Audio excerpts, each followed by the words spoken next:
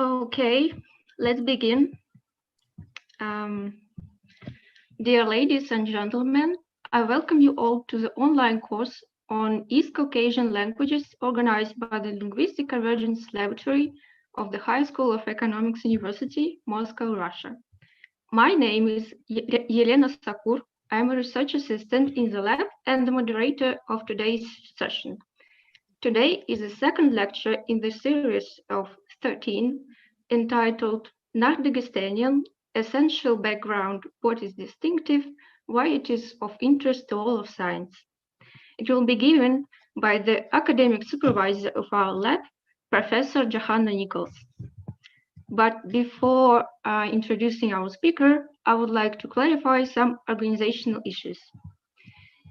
Each lecture will be recorded, live streamed on YouTube, and stored there afterwards. The lectures will go uninterrupted, followed by a question period. Those of you who are joining the lecture via Zoom will be muted throughout the session in the interest of the lecturer and sound quality. You may send your questions via Zoom chat or YouTube live chat. At the end of the talk, I will read selected questions out loud for the speaker to answer them. We apologize in advance that there might not be enough time to address all the questions, but Johanna will be able to read them after the talk and hopefully find a way to answer you. We ask you to use your real first name and last name so we can find your email afterwards and answer your questions. Now, it is my pleasure to introduce Johanna Nichols, the academic supervisor of the Linguistic Convergence Lab and Professor Emerita in the Department of Slavic Languages and Literatures at the University of California, Berkeley. She is a fellow of the Linguistic Society of America and the American Academy of Arts and Sciences. Johanna is a renowned expert in the Slavic languages, the linguistic prehistory of Northern Eurasia, language typology, ancient linguistic prehistory, and languages of Caucasus. She earned her PhD from the University of California, Berkeley in 1973 for a dissertation on the Balto-Slavic predicate instrumental case. Johanna authored or co-authored a lot of books, including English grammar and Chechen and English dictionaries, and published in high-profile journals such as Language, Linguistics, and Linguistic Typology. She also co-developed and co-manages the well-known Autotype network of large typology databases. In 1994, Johanna won the Leonard Bloomfield Book Award from the Linguistic Society of America for her famous book, Linguistic Diversity in Space and Time. Today, Johanna will give us an overview lecture on Nakh-Daghestanian, essential background, what is distinctive, why it is of interest to all of science. Johanna, the floor is yours now. Thank you, Lena. Let me see if I can. Okay, I should be sharing the screen now. Can everyone see a slide? One moment, I need to put it into slideshow mode. Okay, does everybody see a cover slide? We see your, oh yeah, so now we can see the first slide. Okay, so good morning, everybody, as it is out here in California. I might note I'm giving this lecture under hardship circumstances. We are under prepare to evacuate alerts at all times because it's fire season, and the power company has given us a prepare for blackout warning in case they need to cut off power here to conserve it for elsewhere. So if everything goes black, that's that. But meanwhile, we will hope for the best. Usually mornings are fine. Okay, am I audible enough to everybody? If I don't hear any dissent, I'll assume I am. I will be talking about what is variously known as Nakh-Daghestanian or East Caucasian, a language family of the eastern half of the Caucasus. we can characterize it as an indigenous language family. That means long resident, pre-colonial or whatever. And other indigenous language families include West Caucasian and Kartvelian, as well as indigenous representatives of other families. Karachay-Balkar from Turkic, Ossetic from Indo-European, Tat also Indo-European, and maybe Kumyk, Armenian, and Azeri, depending where we put the boundaries of the Caucasus. More strictly, to use biological terminology, Nakh-Daghestanian is an endemic language family. In biology, that means native to the region and native only there and not found outside. That's the situation of Nakh-Daghestanian, along with West Caucasian and Kartvelian. Okay, so what's the Caucasus? Here's a Google Earth shot. The Great Caucasus Range, which is what I'm talking about, runs along here. You can see the snow-capped peaks. They're equally high here, but there's no snow. It's warmer, drier. So all of this and the languages spoken in the highland area and nearby where they spill over into the lowlands, is what's at issue. Down here is the Lesser Caucasus and the Trans-Caucasus in between. And I won't be talking much about the families there or the languages there, though Nakh-Daghestanian languages are spoken from there and have had much influence from there. Here is the same map showing outlines of maps of countries. The border between Russia and Azerbaijan and Georgia runs along here. And here I'm going to show you a couple of quick schematic maps of the languages. This one, which is very clear color-wise, is from Wikimedia, and it shows the three endemic language families: Kartvelian in blue, that's mostly Georgian, West Caucasian in red, Adige, Abkhaz, and so forth, and in two colors, Nakh and Daghestanian, Nakh in green, Daghestanian in purple. The Nakh-Daghestanian split in the family is profound because the family is old, but there's no particular reason to display Nakh and Daghestanian in two colors, in exactly two colors in maps. Nonetheless, it's widely done.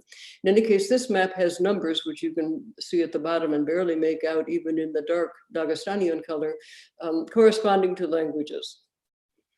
Here's a similar one by Yuri Koryakov, which in this case breaks Daghestanian down into separate branches, which is more informative and gives the same distribution. These are both, and by the way, here's the URL. These are both maps of the modern distribution, and they show a lot of white space where those languages are not spoken, either because it's super highlands and uninhabited or because it's Russian or whatever. Here is a close-up view with language points marked from data points in the Autotype database for the East Caucasian range, which runs along approximately here. Yeah, close to the coast, but not quite up to it. So this is all Nakh-Daghestanian. Nakh over here, Daghestanian here. And as you can see, the languages are densely packed. This is a close-up. Usually, describing a language as a single point on Earth is artificial, but it actually works for many highland Daghestanian languages, which are spoken in exactly one village or one town and a set of nearby hamlets. This, in contrast to the modern distributions, is how things looked in the early 19th century, before the Russian conquest of the Caucasus. The biggest difference is the West Caucasian range, which was continuous from north to south slopes of the Caucasus. And there's been loss of territory in Nakh-Daghestanian, partly in the lowlands and largely in the western highlands. Here are approximate early locations and maybe homelands of the three endemic language families. And I've put approximate ages up there, which I will defend a little bit later on. Here's West Caucasian. We actually have no idea where it comes from, but quite possibly coastal along the Black Sea. Here's Kartvelian, Georgian and kin. And for that, we have good evidence, archaeological place names and so forth for a homeland in sort of south central Georgia.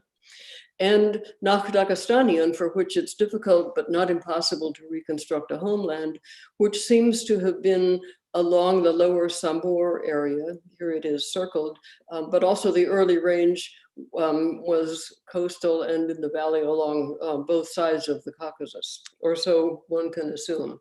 Here's a family tree. It's a fairly complex family tree because it's a fairly old family, probably of at least Indo-European-like age, and I think distinctly older. There are two branches. Here's Proto-Nakh-Daghestanian. Here's Nakh with Chechen English and Batsby.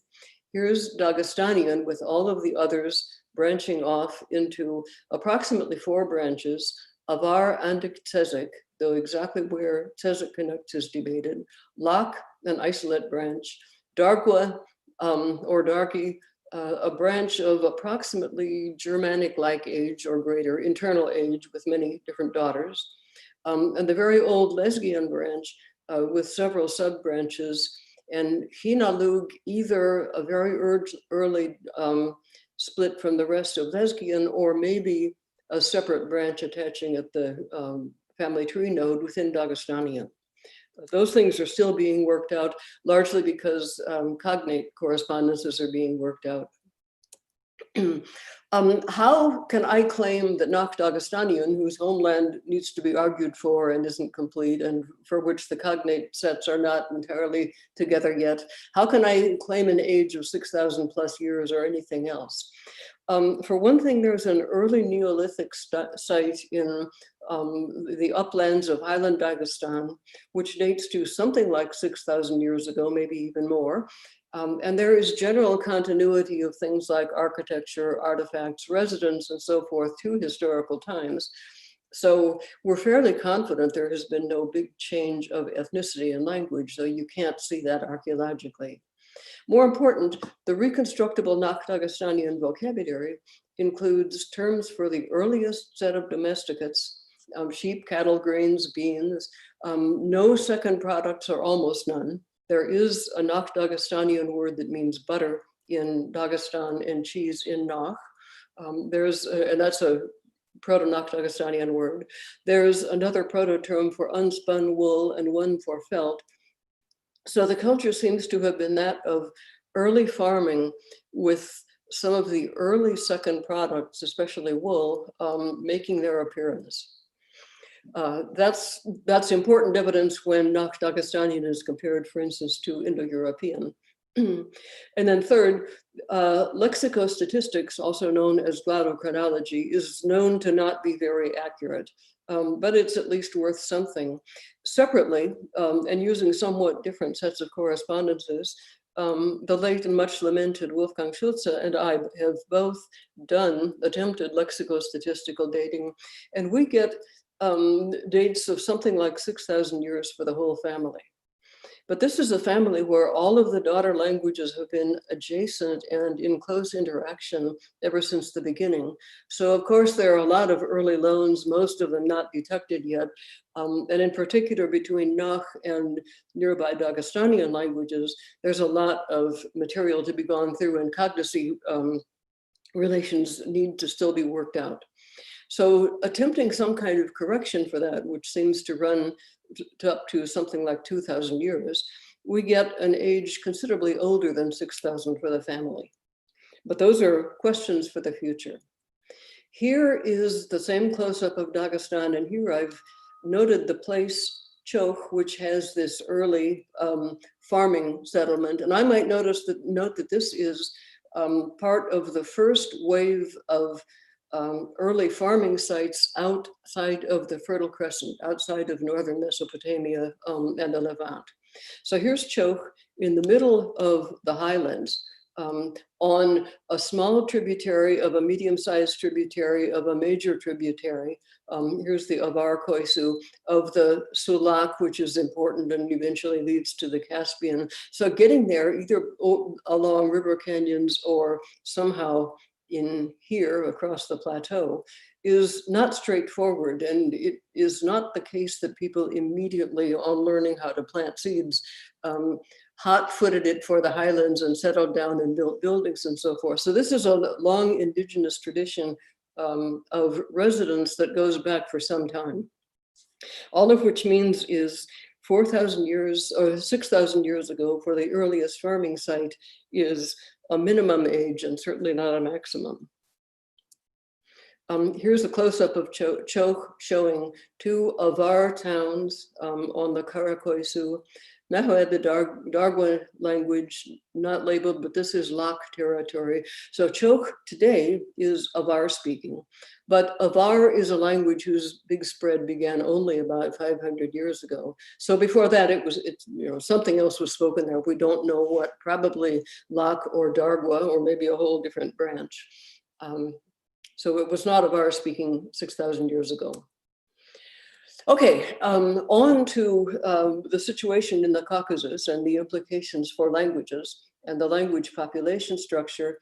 On Wednesday, you heard Nina Dagestan speak about the sociolinguistics and community structure in Dagestan, Highland Dagestan. Strikingly, there are and have long been a number of one-town languages with, or few town languages with one important town and a few small hamlets around speaking the same language. What were those towns? Notice that I'm saying town, though most of the literature says village. Some of them had markets, in some cases quite important ones, not in the highest highlands, but in the mid-highlands, there were markets of importance. Nearly all had one or another kind of cottage industry.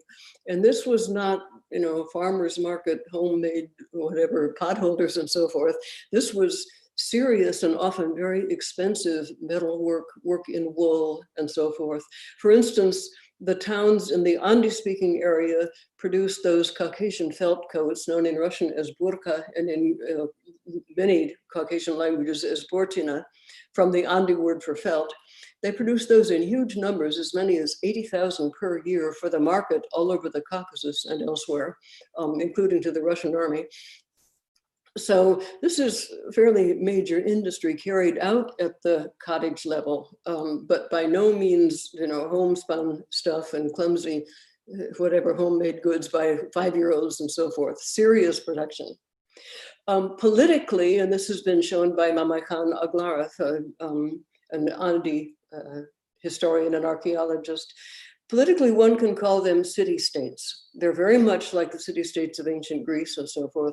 They had their own government, which was not just a kinship group. The Jamaat that Nina mentioned on Wednesday is a case of government, which was something other than just the kinship elders. Any city-state was free to either join or leave any confederacy, including the Avar Khanate. They conducted their own foreign policy vis-a-vis all the others. They had their own codes of law, and those are often written down and carefully archived someplace, all of which is unlike village properties and much more like town and city and even state properties. On the other hand, what were the towns like genetically? And I mean biological genetics. Nina described to you the obligatory or near obligatory endogamy, marriage to somebody within the village, which meant within your own group of relatives on both sides. As a result of that going on for several thousand years, those highland towns were all highly inbred. Everybody in any one town is closely related to everybody else. And as I've been told by Kazima Wulayeva, who has worked a lot on genetics of the Caucasus, as a result of that, for instance, in any given town, most people die at roughly the same age of roughly the same thing. People grow up at the same age, marry at the same age, and so forth, because they're all very, very closely related. They have been so inbred for so long that there are extremely few birth defects in a very healthy population because all of the birth defects have been selected out. It takes a long time to select out low frequency, recessive traits, but that's happened in the Caucasus. So internally, those towns are homogeneous, but overall, the entire Caucasus is said to be genetically the second most diverse population on Earth after only Africa. An interesting place, in short, for more genetic work. That's Dagestan. Now in the Nakh territory, Chechen, Ingush to the west, things are completely different in almost all respects. These are large languages spoken over a large territory with dialect differences that are geographically determined, but each one mutually intelligible over a large territory, spoken in many towns, highland and lowland. The villages were much more like prototypical villages. They had no government, no elected government, simply a council of clan elders. And towns were founded by clans and associated with clans, and clans, more or less own towns, but there's no government other than clans. Some had markets, some did not, but the big markets were downhill. In Dagestan, if you recall, there was a transhumant economy with pretty much the entire male working age population going downhill to lowland markets, lowland pastures and so forth for half the year, holding jobs, working as seasonal labor or in businesses or whatever. There was none of this in the western part among the Nakh people. They hired Daghestanians to do a lot of their herding and take their herds downhill in winter, but they themselves did not do that. So a big difference in the lifestyle. And there was no endogamy. Far from it. Marriage within the clan was completely forbidden, whereas in Dagestan it's encouraged. And furthermore, a clan is a patrilineal descent group, one's father's line, but marriage to any known relative along either line was completely forbidden. And the influential families even tried very hard to marry each daughter into a different clan and encourage their sons to marry into different clans, so that even their in-laws all came from different clans. The result of this was a huge, dense, open network of relatives, and the people known as kunak in regular guest host relationships, friends, acquaintances, colleagues, and so forth, expanding over the entire speech area and to the communities of the nearby languages as well. This was very much sought after. A man's well-being and his family's well-being depended crucially on that network, people you could rely on, people you could maintain status among, and so forth. And it was the work of the men in the culture to grow and maintain that network. This is typical of Mediterranean societies, and I think at least Nakh Highland society preserves ancient Mediterranean customs better than Greece and Albania and so forth preserve them. So keeping up that network and expanding it was the work of men. And their socializing every night, bringing friends in for dinner and so forth was not just fun, it was serious, serious work to uphold the well-being of their family and build it. One of the important things that they did was work out the kind of network which would enable them, when the time came, to place their daughter as well as possible into some network of people not otherwise related to them, and thereby increase their family's connections. When a daughter defied that and married somebody else or married somebody of her own choice, it was a huge scandal and enraged the father who had invested so much in building the family's network only to have it fall apart. That's a source of much local drama. Okay, a few things about the linguistic geography of the whole Nakh-Daghestanian region, especially the origins and spreads of those branches of Nakh-Daghestanian. Due to transhumance and the markets and the lower towns and so forth, the lowland languages were bigger and more influential, and they were vehicles of trade. Under those circumstances, of course, those languages influenced the others. And things like isoglosses, words, dialect boundaries, and even whole language boundaries could and sometimes did spread uphill. Isoglosses frequently, dialects not infrequently, and languages at least occasionally. So that the higher languages are related to lower ones along their own river canyon rather than to ones at the same altitude elsewhere in the mountain range. An example of how this happened comes from Botlich, a highland or medium highland language of the Andic group. It has a smallish territory consisting of a few small villages and one central town, where the uplands, the small villages have mostly shifted to Avar, But the lowlands and the big town of Botlek remained Botlek speaking because there was a market there that made the Botlek language useful. People coming downhill from higher highlands would do their selling and buying there, and Botlek was the language to use when they were there. So the language is preserved despite uphill progress of the Avar language because of its local usefulness. How long that situation will last, we don't know. I'll give you two schematic examples mapping out Avar, Andic, and Sezek in the Avar sphere and Lesgian in the Samor sphere. First, though, how did languages get into the mountains in the first place? Uphill spread, which I've just mentioned.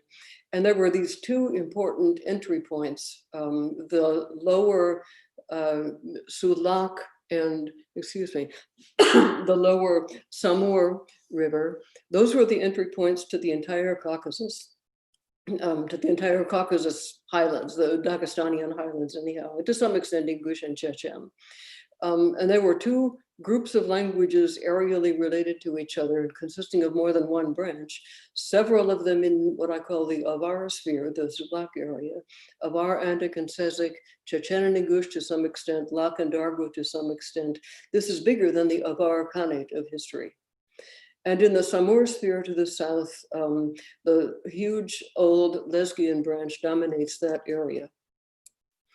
Here is a map of all this, the important Andi Koisu and Avar Koisu in northern Dagestan, the Sulak, and this is where languages spread uphill from, people came downhill for their winter employment, for their markets and so forth.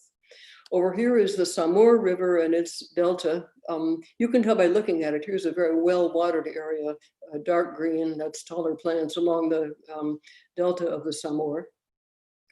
And this area, by the way, is important in more ways than that. Here is Derbent, where you can see from the outline of the ridge here, the mountains come down very close to the coast, meaning anybody making the important trip between South and North Caucasus, and this is how a lot of innovations, crops, and so forth spread to the steppe from the Near East. Anybody making that trip had to narrow down here, and this is the ideal place for taxation and exploitation, extortion, and so forth. Whoever owned this land was wealthy. Up here is important access to what later became known as the Silk Route, important rivers flowing east and west, connecting to even more important ones, and access to the important coastal trade route, leading eventually to Astrakhan and connections to the Volga and other important trade routes across all of Central Eurasia. So these two are the important areas. This is where branches spread uphill from, and as I'll argue in a few minutes, this one in particular is probably where the whole family came from. Okay, so here are the Avar Andic languages, a major branch of Daghestanian, and here's their family subtree. 3 sub-branches, Avar, an isolate branch, close to Andic, an internally very homogeneous branch of several languages, less close, both of those together, less close to Sezek. And here's how they map out. We are now looking south. So this is the highlands, which are south of the very schematically represented Andi Koisu and Avar Koisu, the big rivers going through Dagestan, and the Sulak, the lowlands. Languages, dialects, isoglosses, and so forth spread uphill, as I've argued. Here are the highlands. Here are the lowlands. Avar began spreading about 5,000 years ago, and it has moved uphill along both rivers, actually well uphill along this one. And in lowland Avar territory, there are some Andic place names showing that the Avar spread to that region is recent. Above them on both rivers are Andic languages, and above those on both rivers are Sezek. Putting together that geography with this family tree, we can see that for the last roughly 3,000 years, there have been uphill movements of languages, isoglosses, and so forth, beginning about 3,000 years ago, eventually putting the frontier languages in the highlands. That was followed maybe 2,000 years ago by a second wave bringing Proto-Avar Andic uphill along both rivers, cutting off the Tsezik part that had been here and isolating Tsezik in two separate river canyons. The same has happened to Andic with the more recent spread of Avar in the last 500 years. So the Tsezik languages are rather distant from Andic. The Andic languages are probably to some extent mutually intelligible, but they don't use the languages with each other. They use Avar traditionally, Russian now.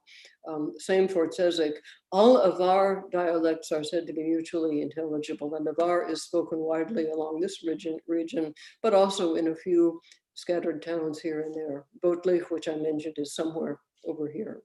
So that's how the process happened, and we can see evidence for it in the locations of languages today. It's more complicated along the Samora sphere. Again, here we're looking, this is roughly north, and we're looking west roughly. Here's the Samor and the important Chirag Chai, a different river. The Lezgi has been ascending for some time over both, and Lezgi is an important big language and a market language and so forth. Above it, over here are Tabasaran and Agul, both of which are quite close to Lezgi. Over here, more distantly, Rutul and Safur, the highest languages in that family.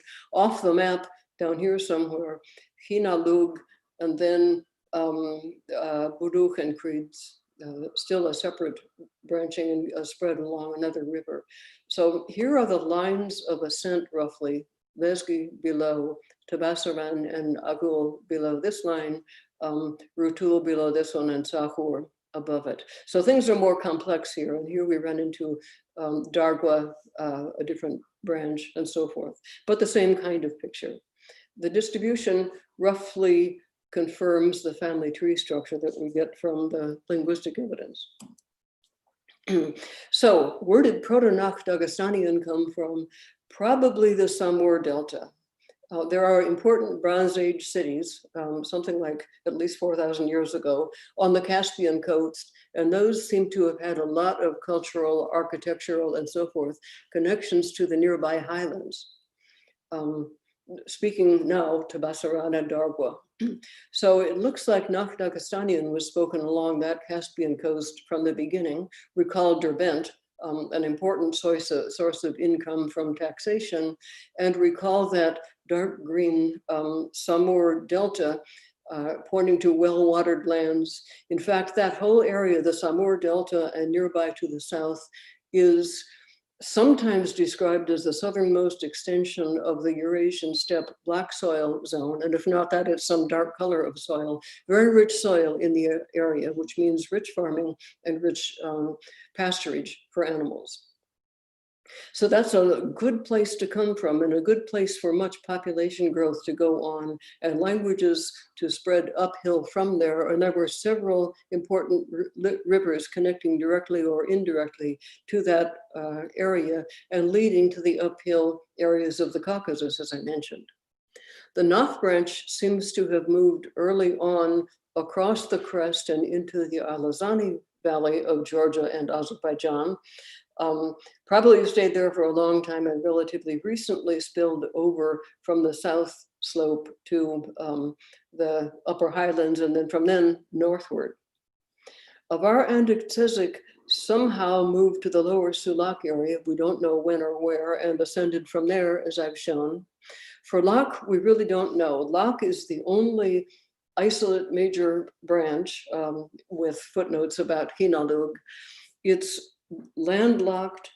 It's got a fairly large territory, but that's quite homogeneous. So there are dialect spreads within it, but not language ascensions up to there. We don't know how it got the way it is or where it is or how it entered from. And for Dargwa, which is spread along the Caspian coast, the highlands near the Caspian coast and inland from there. Again, we don't know, but there are a number of river routes that could bring a language uphill from the Caspian coast. Farther to the south, Hinalug and the Lezgian languages all seem to have been sending out branches uphill for a long, long time. And the core Samor lowlands remain lesbian speaking after other branches have peeled out and moved away. Something like that, an onion-like model, leaving the middle of the onion down there along the lower Samora, seems to account for a lot of the prehistory of language movements. And it raises the important and interesting questions down here, especially about Nakh and Dargwa. How did they get where they are? How, when, and why, and so forth.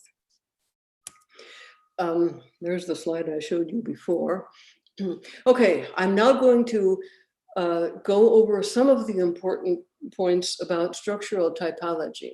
You'll be hearing lectures in the next several weeks on various topics in structural typology of the Nakh-Daghestanian languages. And I'm not going to try to summarize all of those or give you a complete overview, but what I'm trying to do is pick out some phonological properties, several morphological properties, and a few syntactic ones and lexical ones that I would say make up the grammatical signature of Nakh-Daghestanian. So what is the phonological signature? Large consonant inventories, typically with 3 or even 4 contrastive manners of articulation. The typical ones are a plain voiceless stop, which is phonetically usually aspirated, so ta, an ejective ta, a voiced da, and something variously called fortis or geminate, which sounds fortis when it's word initial, but geminate when it's intervocalic. But it's a separate single manner of articulation and not a sequence. 3 or 4 consonant manners, contrastive manners then, are part of the signature. That's not especially uncommon in the southern part of Eurasia, but it would be quite unusual in the northern part, northwestern part anyhow. The consonant inventories are large not only in manners of articulation, but also in place. The Dagestanian ones have, and Proto-Nakh-Daghestanian had, a uvular series, Nakh has that as well, a lateral series of obstruents, barely surviving in Batspi, but not in Chechen and Ingush in Nakh, and sometimes the pharyngeal series, and it's quite clear that uvular and lateral series reconstruct for the proto-language. Pharyngeal is debatable. Vowel systems, on the other hand, are extremely variable, and it's hard to cite a whole family signature. They vary from just 3 or 4 vowel qualities to 9 or 10. In some of the larger ones, there are also distinctions of length or nasalization, so that you get very many phonemic vowels in some languages, Chechen in particular, lowland Chechen. Very important to the family signature is pharyngalization. This is a phonation type. And it comes in 2 phonetic varieties, never phonemically contrastive in any of these languages, but in very clear complementary distribution in some of Dagestanian languages. A true epiglottal articulation, ha, for instance, or ah, versus a true pharyngeal articulation, which I can't do very well, but whereas epiglottalization colors the vowel by lowering and or centralizing it, actually fronting the low vowels and centralizing everything else and muffling it tremendously. The true pharyngalization gives it a quality very much like North American post-vocalic R. So, you know, pronounce something like ear, or, and you're pretty close to pharyngalization in true pharyngalization in Dagestan. Dagwa, for instance, it's really striking. So there's epiglottalization, and let me just pronounce a couple of minimal pairs for epiglottalization in Ingush and Chechen.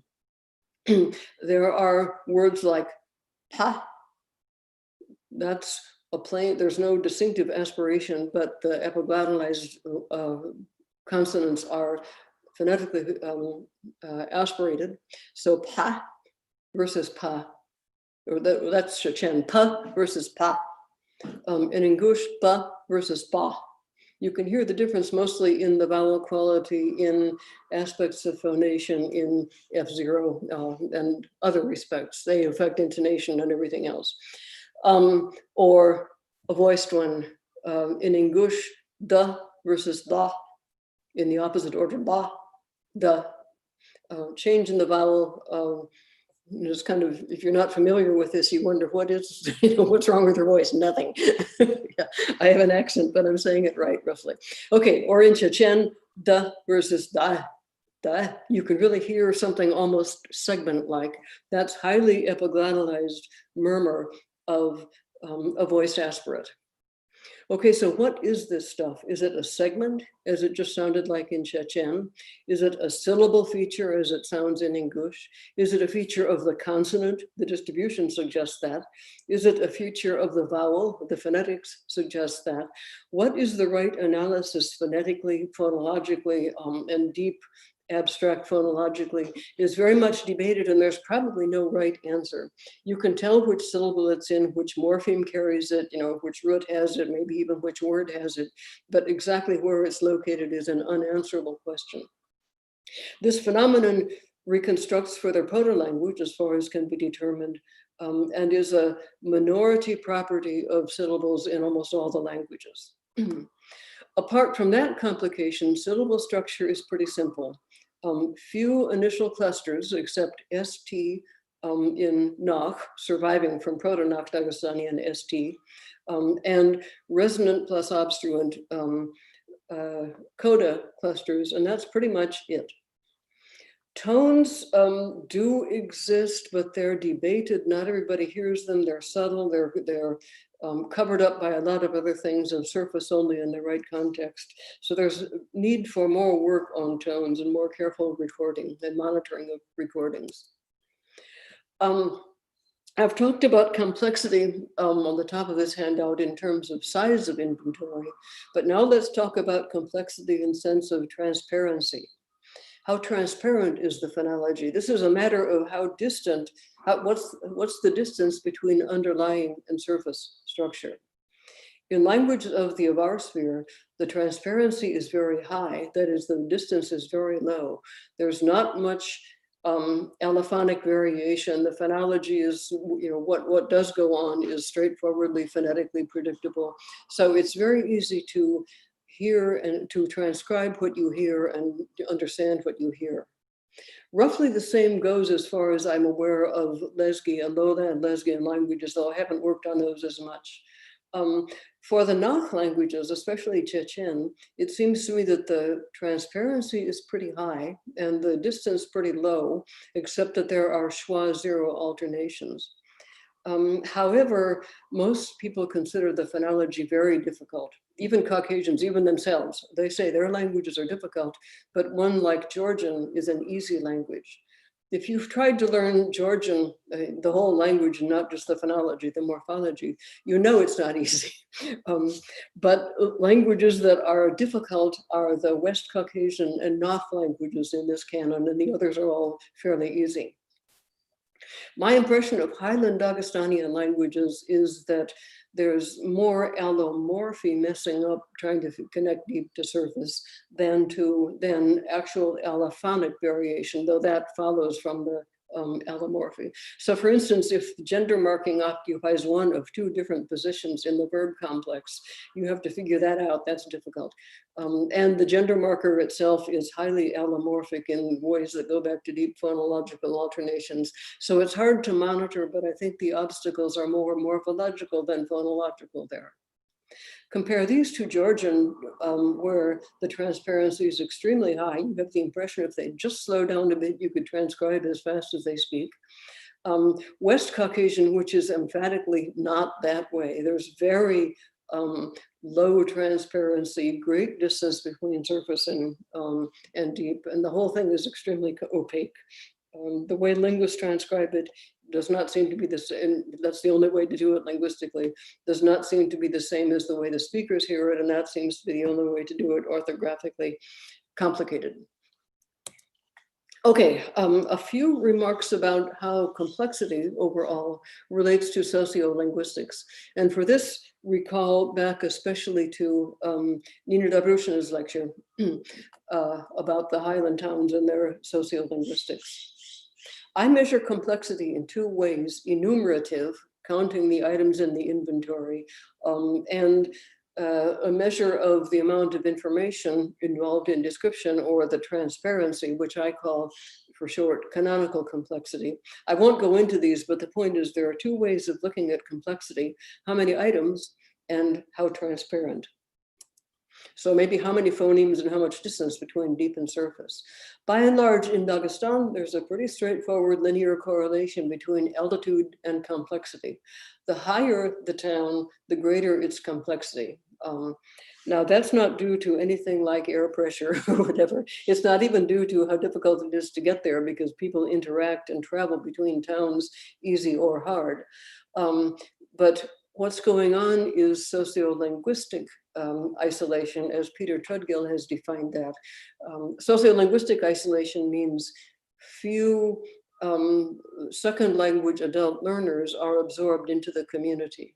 If you recall what Nina said, very few people marry into highland towns. Mostly it's marriage within the towns.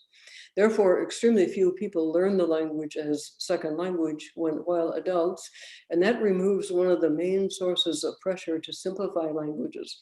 So languages can continue to get complex indefinitely because they're learned only by first language learning infants, which can learn anything. So the towns that with intermarriage have higher complexity, and that's truer higher up in Dagestan, whereas languages that have spread, had interethnic use, like Avar, Amarkat, and Army language, have undergone a lot of apparent decomplexification and are simpler. That applies to both phonology and morphology.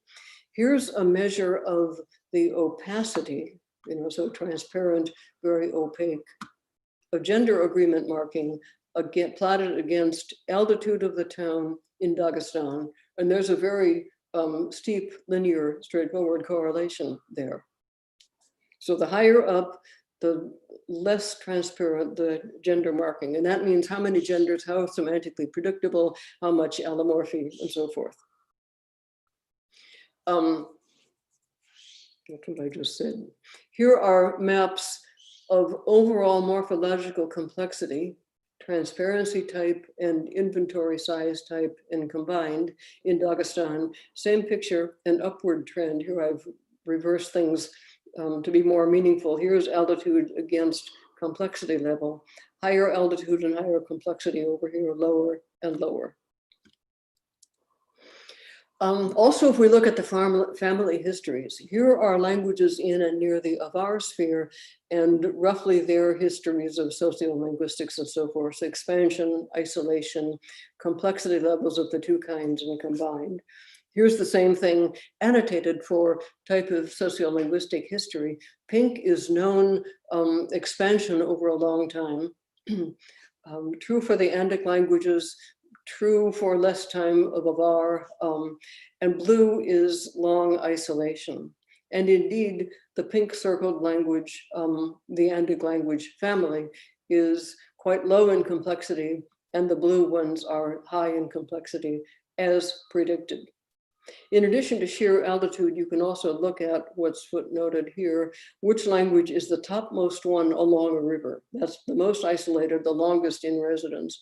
And these are pretty complex, especially Hunzib. I think that's sort of true of Itzari Dargwa as well, isolated top of a line. Here's the Samora sphere with the same kind of count and annotation.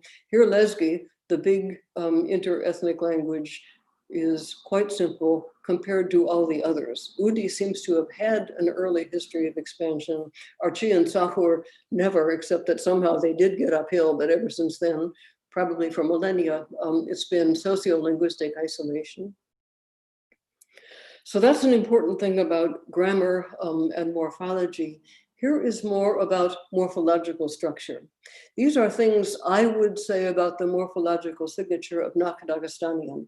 You will hear about some of these things in subsequent lectures. I'll give you a few examples of some, and I'll run through some of them right now. One is the gender classes and the fact that gender is a partial category marked on only some, but not all of the agreeing words. I'll give examples of that. The second point is there's no inflectional category of person, none whatsoever, in at least the Lesgian branches, the Avar sphere, and in Chechen and Ingush. There is some now secondary in Batsbi. On the other hand, in Dargwa and Lok, there's been innovation of A and O clitics in two argument verbs. And almost instantly on that innovation follows presence of a person-based hierarchy. So for instance, in Itzari Dargwa, here's the hierarchy for access of the subject and object person indexes, clitics, proclitics, to the one slot that they get to occupy. So two categories, two morphemes competing for one slot. Which one gets it? The one that's higher in this person hierarchy. Second person gets it if there's a second person, be it subject or object. If not, first person does, and only then does third person if there's no second or first. There's the feature of what I decided to call autogender, which means marking of gender on the gender-bearing noun itself, like in Bantu languages, which happens in a minority of nouns in Nakh-Daghestanian. There's an inclusive-exclusive opposition in most branches of the family, but it's very interesting in that you might think if the distinction is found in most branches, you can reconstruct it. You can't really, because the exclusive first person plural pronoun of Nakh is cognate to the inclusive first person plural pronoun of Dagestanian. So it's not clear what to reconstruct. All you can reconstruct is first person. And maybe that's what happened. Inclusive, exclusive was later, arose after the separation of Nakh. There is what I call a noun-based lexicon, which means very many basic nouns, and they're an open class. Basic verbs are a closed class. Basic adjectives are kind of dubious. And this means there's no way of taking in a new verb. You can causativize, but that's about it for derivation. You can't make denominal verbs very easily, except by forming light verb constructions. So take a drink, whatever, do a sneeze, give help, do work, that sort of construction is very common. That's the only way you can expand the verb class, really, in a language where verbs are a closed class. There's a suffix, that I interlinearize ADJ that forms adjective words from adjective stems, which is curious, and I'll go into that briefly. Noun, case, and number inflection involve extensions to the basic stem in both the singular and the plural, often different extensions, and you'll hear much more about that. In Dagestan, and only there, we have very large inventories of cases with suffixes consisting of two morphemes, one indicating direction and location, and the other indicating the physical type of situation. So in versus on versus under and so forth in one slot, and to, from, and at in the other slot. There is evidence that verbs, which now have a CBRC structure, as I mentioned, usually, once had prefixes of some kind displacing or competing with their ancient initial consonant. If there's time, I'll show slides on that. Much more recently, all sorts of local and directional prefixes have accreted to create complex verb forms with proclitics or prefixes. And finally, I'll give a little evidence showing that in terms of event structure, things work differently. Sit down is basic and sit is derived from that in most of Nakh-Daghestanian, unlike what happens in most of Europe. Okay, so we'll look at some of these. Here's gender, a partial category. Only a minority of the verbs in the Nakh branch take gender. When there is gender, here are English examples, it's initial. Here's the gender marker and what I use as a morpheme boundary for the gender marker. So this is a mutating consonant. We get yet, and yet, depending on what is being struck against what in the pluractional word for beat or strike repeatedly. But the single action counterpart to that is a verb without gender agreement. The initial consonant does not change. This is where gender is marked, and gender is the only agreement category in the language. There's no person, as I've said. So that's how gender patterns originally, proclitics, marking location and so forth, come to precede this. So I can put, to, from, and so forth on here, and it precedes this, embedding and trapping the gender marker within a lexical stem. And the earlier that happened, the more sound changes that have happened since then, and the less transparent all of that is. So in Dagestanian languages, we often have verbs with two morphemes, that neither of which carries the meaning more than the other, and the gender marker in between. How do we analyze this? Some linguists say that there's an initial consonant, some of which mutate to mark gender, like here. So this is a mutable consonant, and this one is not. The other analysis is this verb starts with a vowel. So here's the stem. This word starts with a consonant, and wherever we have a vowel initial word, we have a gender marker automatically inserted. And languages vary on how many of their words begin with vowels, how many verbs begin with vowels. But there are vowel initial verbs without a gender.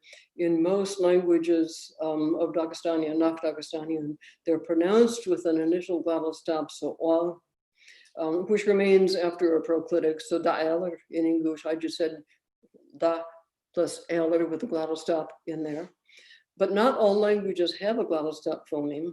And at least in English and Chechen, it's not verb initially that you've got a glottal stop. It's any syllable initial vowel that gets an automatic glottal stop onset. So I'm not sure that's a viable analysis. I would go for this one, the initial mutation, which sounds strange, but there's diachronic evidence for reconstructing exactly that. But first, a few words about autogender. Ordinarily and cross-linguistically, gender is not marked on the noun itself, and it is marked only in agreement on other words in the clause. But at least in Nakh-Daghestanian, a few nouns have an initial consonant that's identical to their gender marker. This sort of thing happens across the entire lexicon in Bantu languages, where nouns typically begin with what's called a class marker that is the same as their agreement category that's triggered across the sentence. And many, but not all, languages have such an initial element in many North Australian languages. But in Nakh-Daghestanian, it's only a few such nouns. Here are some sets of cognates for different words and different Nakh-Daghestanian languages. The M here, or the B that's underlined, is a labial consonant. Whether it's nasal or not is ultimately predictable from the proto-language, but not synchronically, or not always synchronically. That echoes the gender category of in most of the languages, these words which belong to the gender category marked by a labial. It's called, it's usually called class 3 in Dagestanian languages. It's the B gender in Nakh languages. Okay, so these words with the underlining begin with a consonant that echoes their gender marker that they trigger on verbs and so forth. Here's a noun that does not have that in any of the languages. Here's a noun that has it in only 1. Here's a noun that has it in 3, and so forth. And sun and moon have it in all or most languages.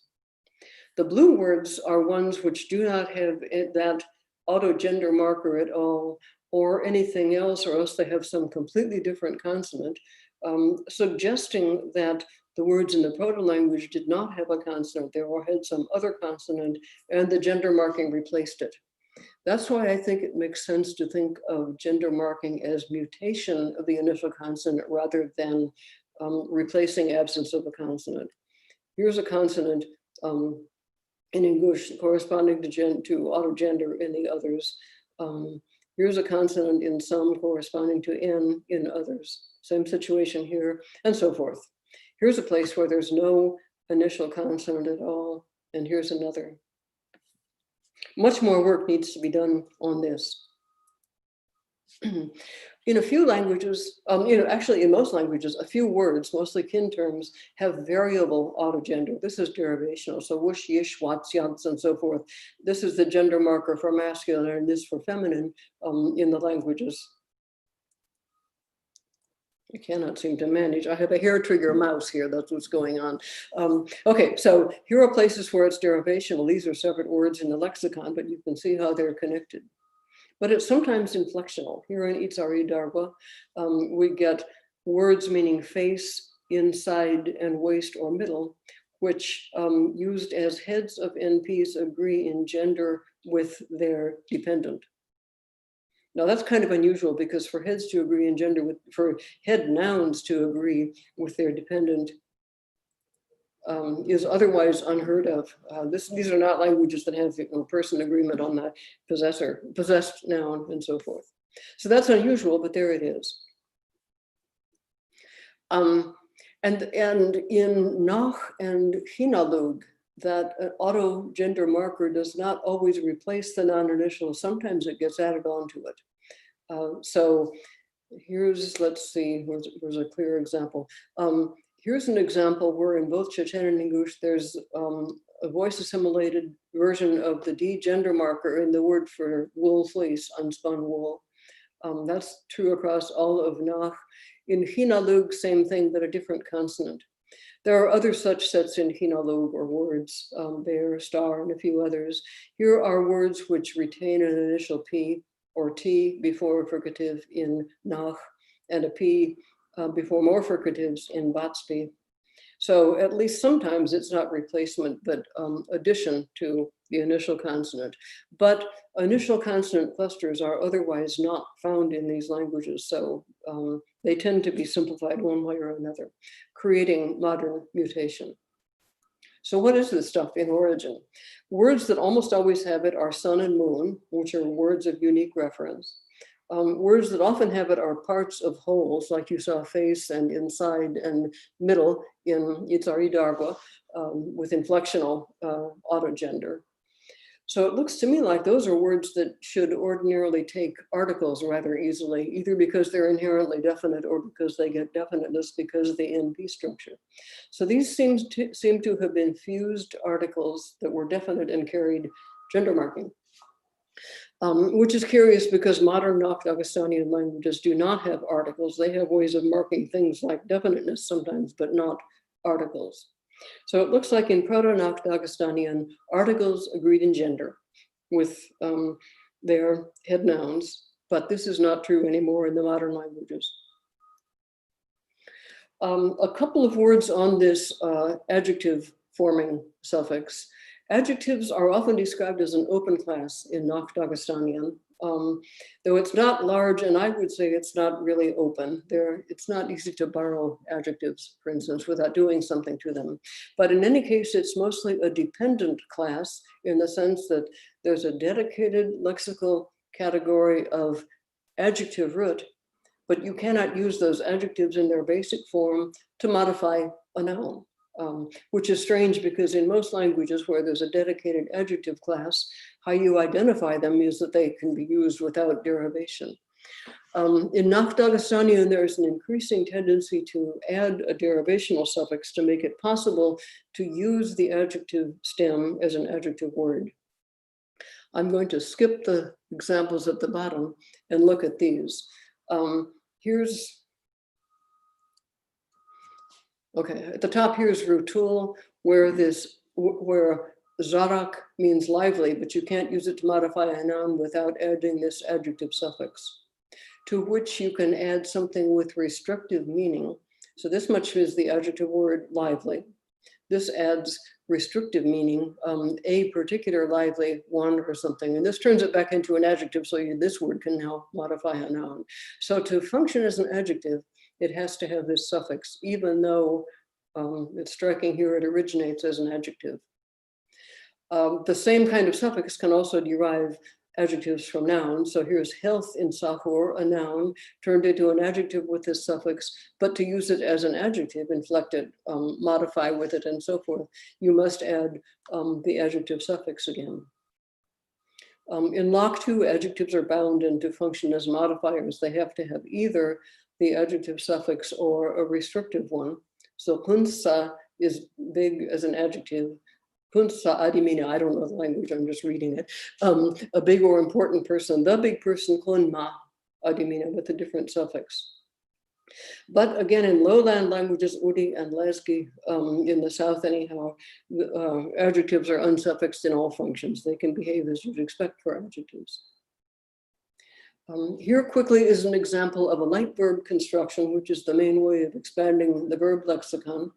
It consists of two pieces, the word for thought or idea or something here. These all come ultimately from Arabic, and a verb usually meaning do or make, but occasionally something else. That's how the lexicon expands.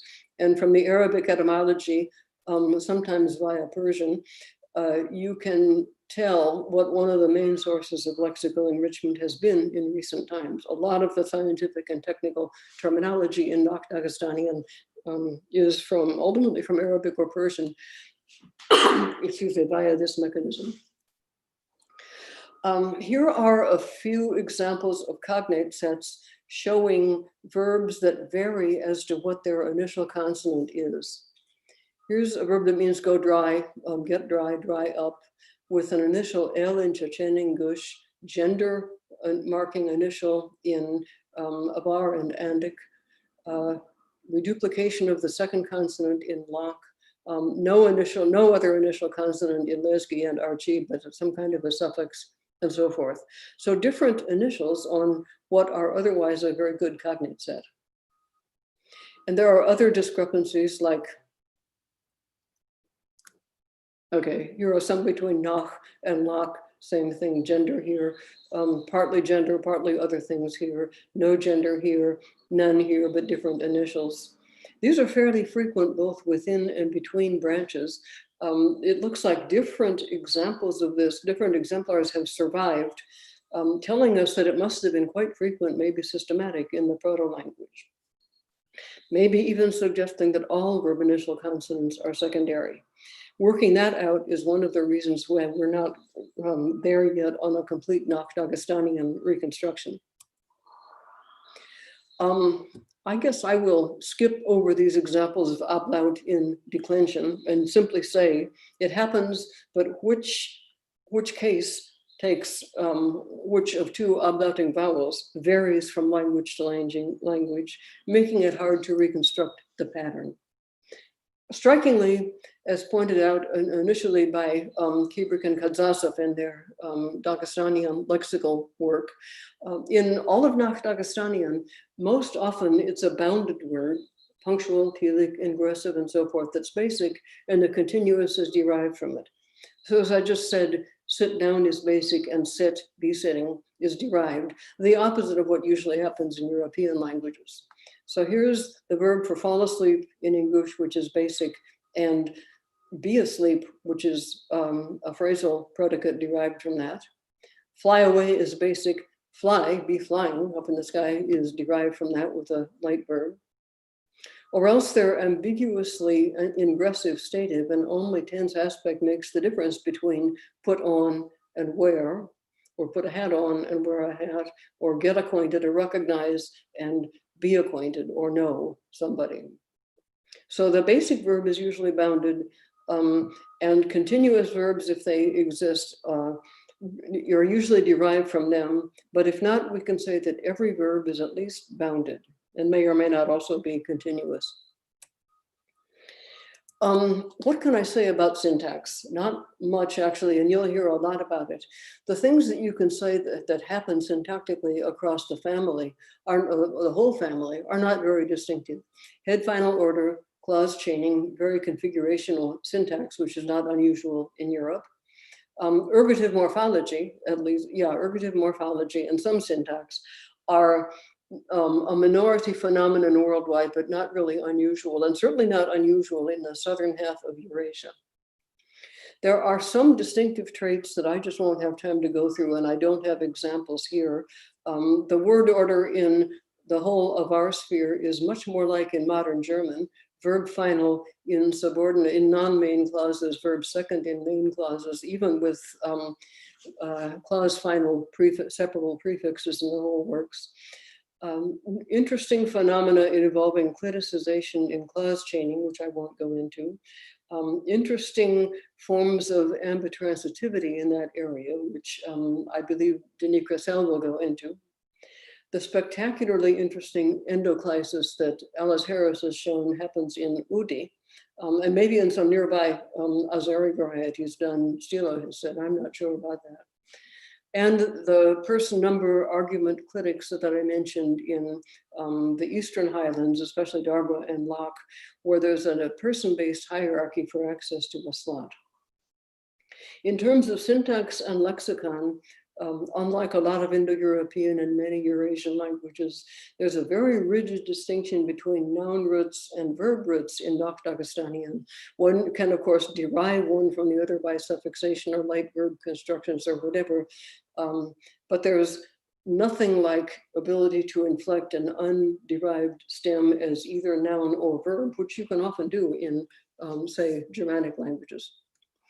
And as I've said, the lexicon is noun-based. Verbs are a closed class and a minority class.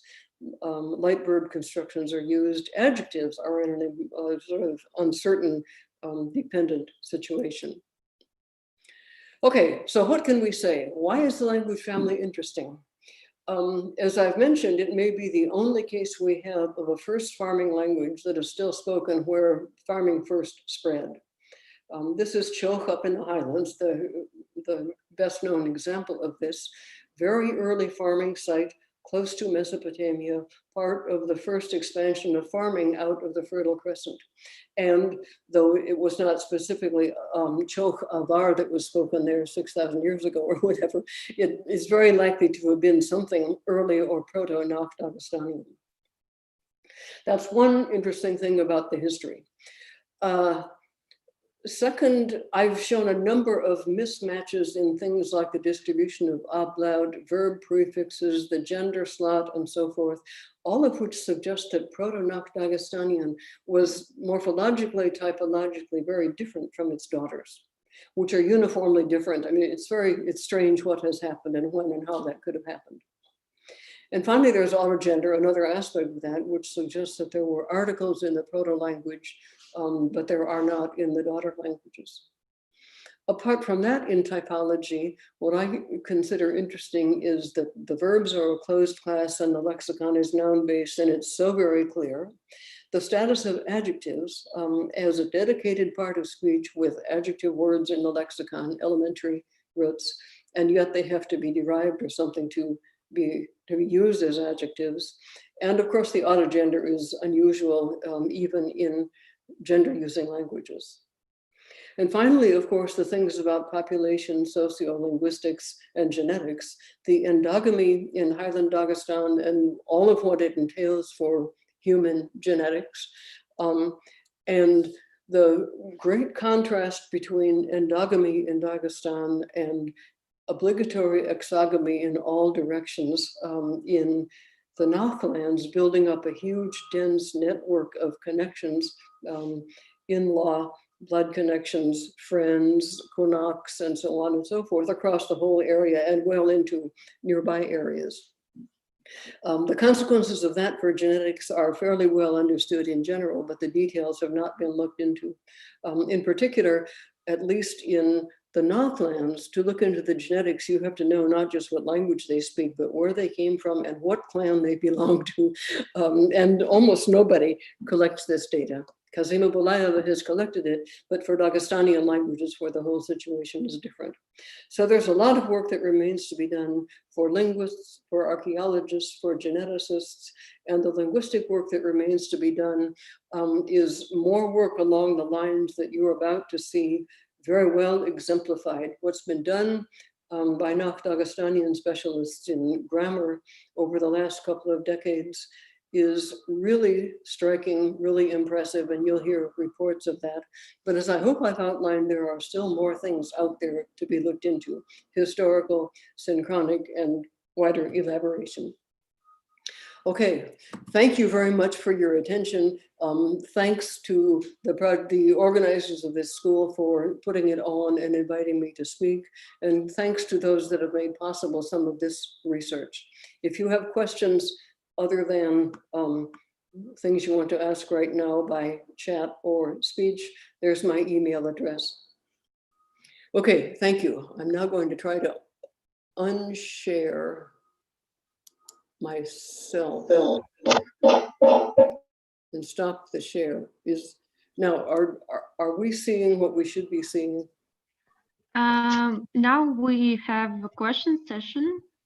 I will show you the old questions that was asked. Oh, I see. Okay. Here we go. Yeah. Okay, I'll start from the top. Thank you for putting these into chat format. I'm quite hard of hearing, and technology, technology is wonderful, but it's not as good as having the ears of anybody else. Okay, so from Chuck, Donnet, whatever, could this language spread also be indicative of flight of people from invaders, the minority language groups being pushed up to less usable land and so forth? Yes, at least that has been said. One important thing about the highlands is life is difficult up there. The growing season was too short, and the pasture season in the highlands for livestock, they were both too short to feed the highland villages, which is why the men went downhill to work half of the year. That's a tough lifestyle, but it worked economically. One thing that's often said is, right, language is difficult uphill, but it's safe. If it was hard for them to get uphill and downhill, it was hard for invaders to come uphill. And it's often said it was not worthwhile for invaders to come uphill. So Tamerlane went through and trashed all the big lowland cities and the markets and so forth, didn't bother to go uphill because the cost of getting there was not worth, taking over a little village. Little did they know where all that priceless metal were being sold in the market was actually being produced. But so they didn't go uphill. Only with the Russian conquest of the Caucasus was the entire uphill area level depopulated and so forth. So it's safe, but whether it's flight, knowing flight, or simply byproduct, safety as a byproduct of high altitude, we simply don't know. For Islam and Imperial Russia, Islam does not appear to have marginalized pre-Islamic religions in the highlands. They survived there better, but it's not that people fled. We have in all highland villages, the tradition across the entire Caucasus is everyone had to know their male paternal line back at least 7 generations. They were expected to know not only the names, but place of birth and death and cause of death, because the statute of limitations for blood feuds and so forth went back 7 generations. So people know where they come from, and several people, including myself, have recorded lists of ancestors going back 15, 20, and so forth generations. So they know who they're descended from along the male line. One can put together a whole pedigree for a village on that basis, and Kazima Bulayeva and colleagues have done exactly that. So they have been up there and owning that land or whatever, or living in that village for a long time, or so it seems, all of which suggests they were not pushed up there, at least by Imperial Russia. And actually what Imperial Russia did is what I call highland clearances. The term comes from the history of Scotland, where the highlands were cleared by the English. In at least the central part of the Caucasus, the highlands were cleared, the Chechen and Ingush highlands. And the Muslim Ossetic highlands were cleared by the Russian army in the conquest of the Caucasus, and later. So maybe so, but it's not really clear that that happened, and we don't have enough knowledge. There are some examples of important lowland languages moving uphill by a few steps. So there are places where Avar villages overhang, are above. Tsezik village is very high up, and that would not have been, groups pushed up because they were from the dominant, well-off lowland majority. So it's hard to say. There are not Muslim, but Jewish semi-highland towns along the eastern edge, coming from the days when Judaism was widespread and there were Iranian-speaking important military colonies and stations and so forth along the Caspian coast. They too would not have been disadvantaged to start with. So it's not clear that that's happened, but it's always a good hypothesis. And in any case, once there, they were fairly safe. Okay, is there any evidence of extinct substrate families? That's a good question. There's no evidence that we can detect in the highlands or anything, but the point I just made about inclusive and exclusive being apparently secondary, but Pan-Nakh-Daghestanian suggests strongly that very early on in their history, they were influenced somehow by languages that made an inclusive, exclusive distinction separately in Nakh and all of Daghestanian. And the way it happened went in different ways. There is certainly plenty of unetymologized vocabulary everywhere, whether that's substratal or what else, we don't really know. There is some evidence of a now extinct group that I call Para-Nakh, farther west than Ingush and Chechen and farther up in the highlands maybe. Another Nakh-Daghestanian language that gives us loan words into Nakh that are clearly Dagestanian but don't have regular correspondences, telling us that there used to be more Nakh-Daghestanian languages than there are now.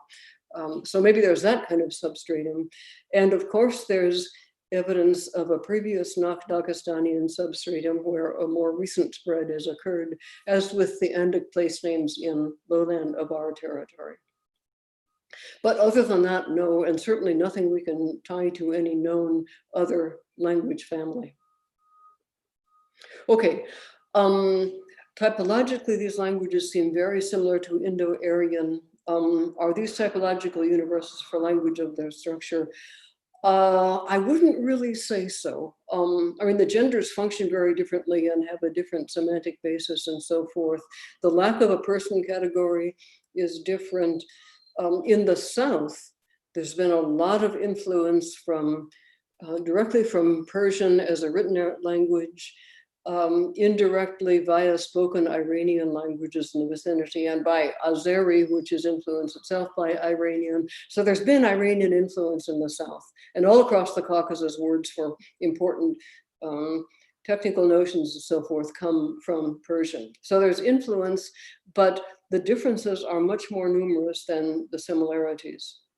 So I don't really think so. They're not so much typological universals, but they are traits that seem to be more common in the southern part of Eurasia, of Western Eurasia, than in the north. So they're shared in Indo-Iranian, but not the rest of Indo-European, shared by Basque to some extent, at least the ergativity and others.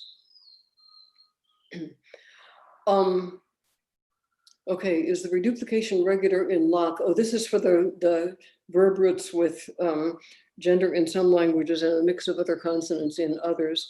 No, that's not regular. All of this stuff is sporadic.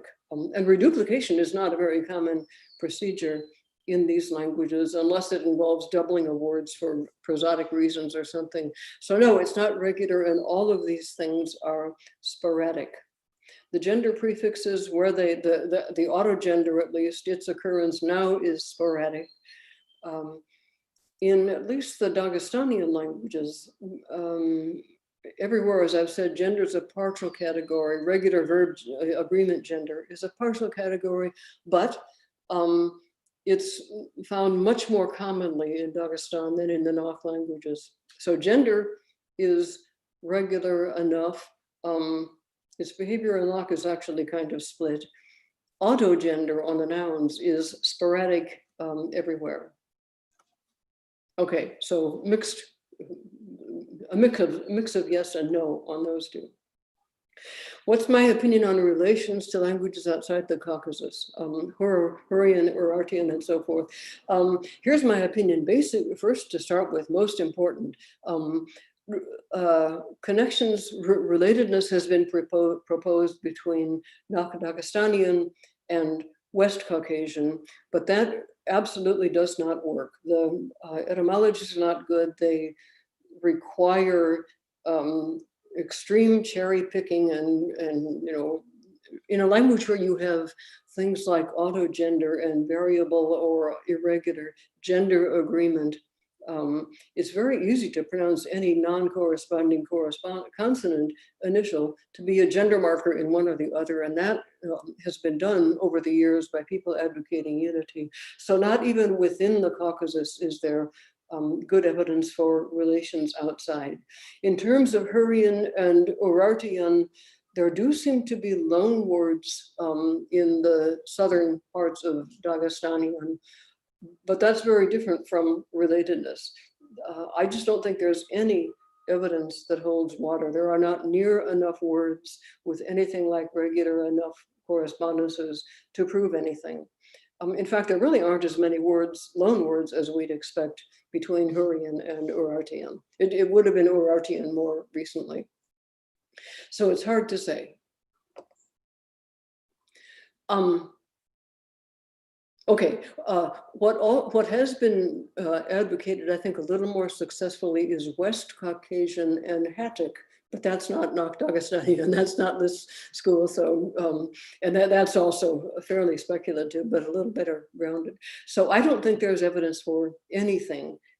These languages are endemic, even going way back in prehistory. There's no demonstrable correlation, relatedness. By the way, between Kartvelian, that's Georgian and kin, and Indo-European, very good careful work has been done putting together a set of 12 loan words. This was done by Klimov, an excellent scholar, that may have been, that he argues to be likely Proto-Indo-European and Proto-Kartvelian loans. Those are just way too few to exceed chance. So basically there's no demonstrable relation of any of the 3 endemic language families to anything else, including Nakh-Daghestanian. So basically no. The burden of proof is always on the advocate of relatedness, and none has been able to argue against counter arguments. Okay, next one, according to Forker 2020, on elevation as a grammatical category, what theories are there as to why Nakh-Daghestanian lacks elevational demonstratives, but present in West Caucasian? Oh, it's not the case that Nakh-Daghestanian doesn't have elevational demonstratives. It's just that they don't always show up as simplex words in the dictionary. But if somebody's, you know, over there, you don't say over there up high on the mountain, you don't say there, you say up there or down there, or, you know, whatever. So yes, they're definitely there. They simply are phrasal and matters of usage, and not yet in all dictionaries, written as separate words usually, though there's clinicization there. I wouldn't really call them separate words either. Concerning Khmuic, is it possible that their ancestors spoke a Caucasian language? Their genetic physiological ancestors are a mix of Turkic and local indigenous, and it's hard to say what the speakers of the indigenous component, what they were speaking, but certainly something Caucasian. But it's just impossible to know whether it was Nakh-Daghestanian or anything else. They only came in something like the 7th century or so. So it's rather likely that relatives of known Nakh-Daghestanian languages were spoken there.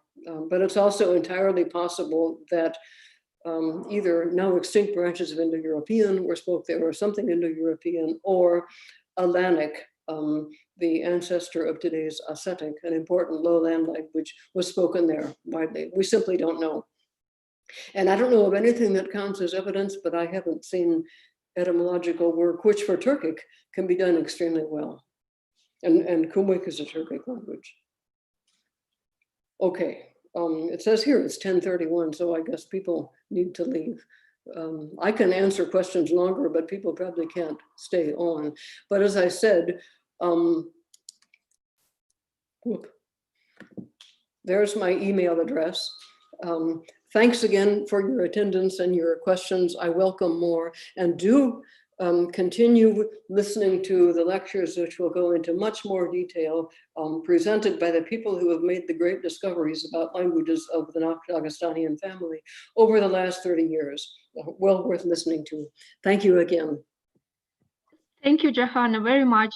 It was very nice to see you today. Thank you for a lecture and for answering questions. Yeah, yeah. No blackout, no smoke. We're okay so far. Yeah.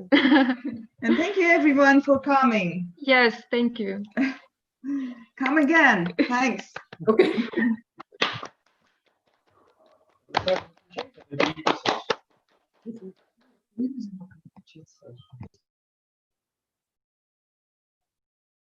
Bye and thanks. I'm going to hang on to the last minute and see if anybody else has written anything else. People are saying thanks, okay, but that's not so much me as let us all thank Nina Dobrushina, whose idea this was, I think, probably not without input from Misha Daniel, Elena, who I at least am looking at right now, I don't know if the rest of you see, for very capably organizing all of this. And I don't see Gartik, but he's had a lot to do with the technical side of things, as have many others in the lab. So thanks to, there he is, yeah. Thanks everybody. Thanks in advance to all of those who have collected the data you'll hear about in subsequent lectures. Okay, I hereby depart.